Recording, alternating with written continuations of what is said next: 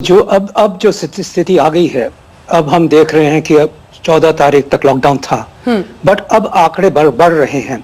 चाहे ये हम कहें कि निजामुद्दीन क्लस्टर की वजह से बढ़े हैं, बट क्लस्टर को डाउन करना तो अब सबसे इंपॉर्टेंट है।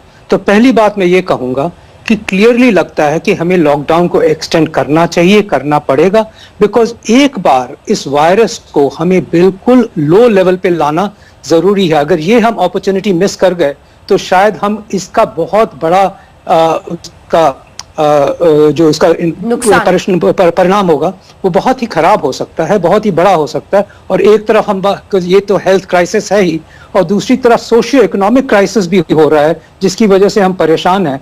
बट अगर हमने इस वायरस को हटाया नहीं, कम नहीं किया, तो ये सोशियो इकोनॉमिक क्राइसिस तो और बड़ा हो जाएगा फ्यूचर के लिए। तो पहली बात ये है।